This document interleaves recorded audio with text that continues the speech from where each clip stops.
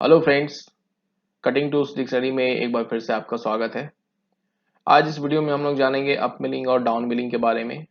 Up milling जिसको हम लोग कन्वेंशनल मिलिंग भी कहते हैं, डाउन मिलिंग जिसको हम लोग क्लाइंब मिलिंग भी कहते हैं।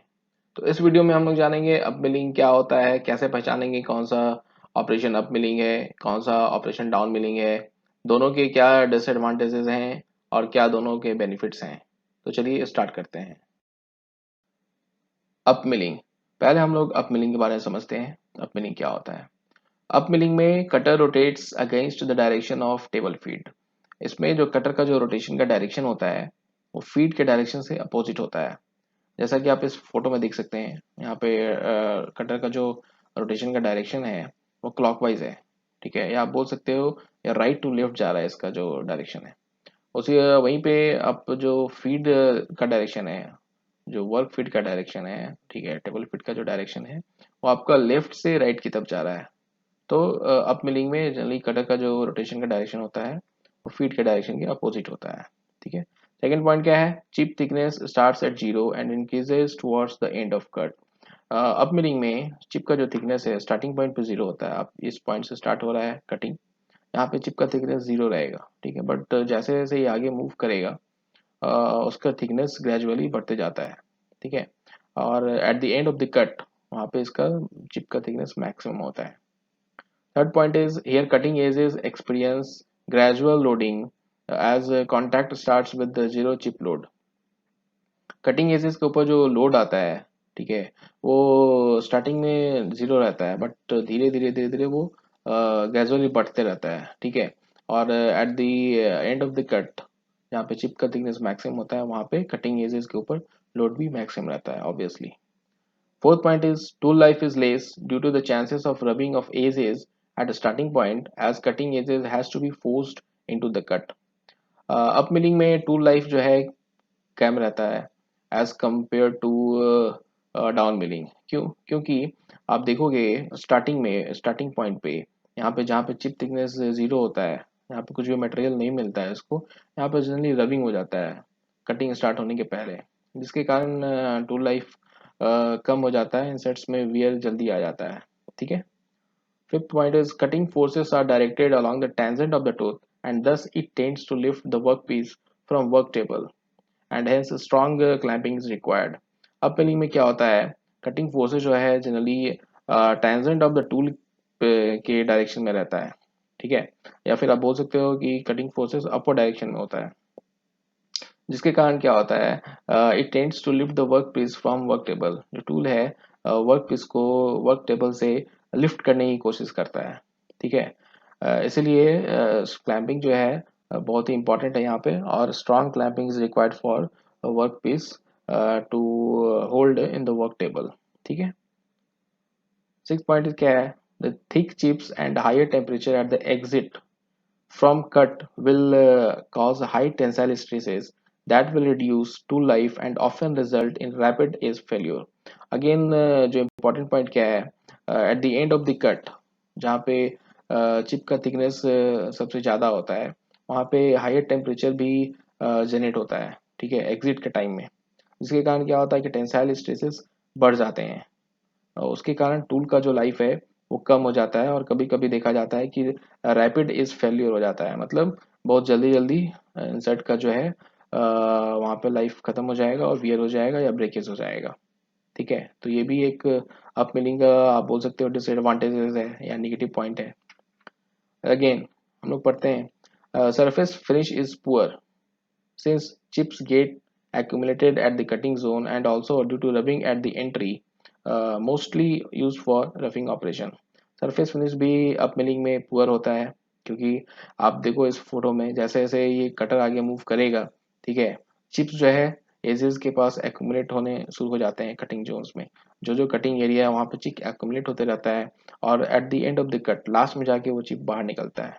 ठीक है, तो इस प्रोसेस में ड्यूरिंग दिस होल प्रोसेस जहाँ जहाँ पे ये मशीन का जिस पोजिशन में मशीनिंग हो रहा है वहाँ पे सरफेस फिनिश खराब हो जाता है। ठीक है, क्योंकि चिप एक्यूमुलेट हो गया है और प्रॉपर मशीनिंग नहीं हो पा रहा है वहाँ पे। ठीक है, और also due to the rubbing at the entry, और एंट्री के पास भी जो रबिंग होता है उसके कारण भी सरफेस फिनिश खराब हो जाता है। इसलिए अप मिलिंग को मोस्टली हम लोग रफिंग ऑपरेशन के लिए प्रेफर करते हैं, वहाँ पे यूज़ करते हैं। 8 पॉइंट क्या है? It is also recommended to use up milling when using ceramic inserts in heat resistant alloys because ceramics are sensitive to impact at workpiece entry।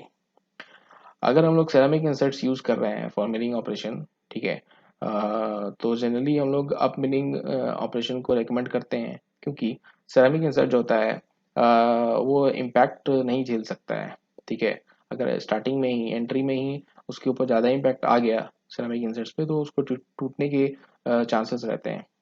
But चूंकि अप मिलिंग में एंट्री में कुछ भी load नहीं रहता है, ठीक है, कुछ भी इम्पैक्ट नहीं रहता है, इसलिए सेरामिक इंसर्ट्स हम लोग प्रेफर करते हैं अप मिलिंग ऑपरेशन के में यूज़ करने के लिए। No backlash eliminator is required even if machine is older, recommended for conventional machines. Up milling generally conventional machines के लिए ही हम लोग रेकमेंड करते हैं, ठीक है। ओल्ड मशीन्स के लिए रेकमेंड करते हैं। पुरानी मशीन्स अगर आपके पास है उसमें आप अप मिलिंग करिए, वो रेकमेंडेड है, क्योंकि इसमें बैकलेस एलिमिनेटर की कोई ज़रूरत नहीं पड़ती है, ठीक है। इसमें बैकलेस होने का कोई चांसेस नहीं रहता है अप मिलिंग में, इसलिए हम लोग जनरली कन्वेंशनल मशीन्स में ही अप मिलिंग को यूज़ करने के लिए रिकमेंड करते हैं। चलिए अब स्टार्ट करते हैं, डाउन मिलिंग को देखते हैं हम लोग वो क्या होता है। डाउन मिलिंग, डाउन मिलिंग में क्या होता है? Cutter rotates along the direction of table feed. इसमें जो कटर का रोटेशन का डायरेक्शन है वो फीड के डायरेक्शन में ही होता है। जैसे आप इस फोटो में देख सकते हैं, यहाँ पे कटर का जो रोटेशन का डायरेक्शन है वो राइट टू लेफ्ट है, ठीक है, और फीड का जो डायरेक्शन है वो भी राइट से लेफ्ट की ओर जा रहा है, तो सेम डायरेक्शन में दोनों काम कर रहे हैं। अगेन सेकेंड पॉइंट क्या है? Chip thickness will decrease from the start of cut and gradually reaching zero at the end of cut. यहाँ पे क्या होता है, चिप जो का जो थिकनेस है वो स्टार्टिंग में ही मैक्सिमम होता है, और ग्रेजुअली वो एंड ऑफ कट में जाते जाते वहाँ पे चिप थिकनेस इसका जीरो हो जाता है, ठीक है। Here cutting edges experience impact due to sudden mating with maximum chip load। यहाँ पे क्या होता है, कटिंग एजेस के ऊपर सडनली की इम्पैक्ट होता है, सडनली लोड होता है, क्योंकि स्टार्टिंग में ही जो चिप थिकनेस है वो सबसे ज़्यादा होता है, ठीक है, और धीरे धीरे जैसे एंड ऑफ कट में जाता है वहाँ पे लोड कम हो जाता है।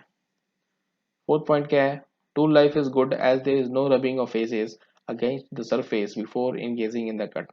यहाँ पे डाउन मिलिंग में टूल लाइफ जो है कि as compare to up milling ज़्यादा होता है, क्योंकि यहाँ पे रबिंग नहीं होता है। स्टार्टिंग में ही, कट के स्टार्टिंग में ही इसको सफिशियंट स्टॉक मिल जाता है, सफिशियंट मटेरियल मिल जाता है कटिंग करने के लिए, इसलिए यहाँ पे रबिंग नहीं होना होता है यहाँ पे, ठीक है। फिफ्थ पॉइंट का है cutting forces are directed downward and thus it tends to press the work piece rather than lifting off. इसमें क्या होता है कि कटिंग फोर्सेस जो है डाउनवर्ड डायरेक्शन में लगता है, जिसके कारण वर्क पीस को ये नीचे की ओर पुश करता है, ठीक है। इसमें वर्क पीस का लिफ्टिंग होने का कोई चांसेस नहीं होता है। सिक्स पॉइंट क्या है? If the tool pulls into the work piece, feed is unintentionally increased which can lead to excessive chief thickness and edge breaking। Consider using up milling in such cases। यहाँ पे एक important point note करने का है कि चूंकि इसमें cutting force का जो डायरेक्शन है डाउनवर्ड में लगता है, ठीक है, तो जब टूल्स जो है वर्कपीस को नीचे की ओर पुल करता है, नीचे की ओर दबाता है, पुश करता है, तो जिसके कारण क्या है, फीड जो है अनइंटेंशनली इंक्रीज हो जाता है कभी कभी, ठीक है, जिसके कारण चिप थिकनेस बहुत ज़्यादा हो जाता है, और उस केस में एज का टूटने का चांसेस होता है, ठीक है। इसलिए अगर ऐसा कंडीशन आ रहा है तो उस केस में आप लोग अप मिलिंग यूज कर सकते हैं यहाँ पे। सेवेंथ पॉइंट क्या है? Surface finish is good since chips are thrown during cutting, mostly use for finishing operation. Down milling में सरफेस फिनिश अच्छा होता है, क्योंकि यहाँ पे आप देखेंगे चिप्स का एक्यूमुलेशन नहीं होता है, और कटिंग के दौरान सारा चिप्स को बाहर फेंक दिया जाता है, ठीक है, वो बाहर चला जाता है, ठीक है। इसलिए यहाँ पे सरफेस फिनिश अच्छा होता है as compare to up milling, इसलिए हम लोग इसको मोस्टली फिनिशिंग ऑपरेशन के लिए डाउन मिलिंग यूज करते हैं। Again, 8 point, backless elevator is required, recommended for CNC machines और conventional machines with backless eliminator। इसमें क्या होता है कि बैकलेस एलिमेटर की ज़रूरत पड़ती है, इसलिए जनरली हम लोग मोस्टली सीएनसी मशीन्स में डाउन बिलिंग करते हैं, या फिर अगर कन्वेंशनल मशीन में डाउन बिलिंग ऑपरेशन कर रहे हैं तो उसमें बैकलेस एलिमिनेटर होना चाहिए, तभी डाउन बिलिंग ऑपरेशन वहाँ पे सक्सेसफुल रहेगा। तो ये आज इस वीडियो में हम लोगों ने अप मिलिंग और डाउन मिलिंग के बारे में समझा। आशा करता हूँ कि आपको बहुत सारे इन्फॉर्मेशंस मिल गए होंगे अप मिलिंग और डाउन मिलिंग के बारे में, और आप लोग का कॉन्सेप्ट क्लियर हो गया रहेगा। So thanks for watching the video. Have a good day.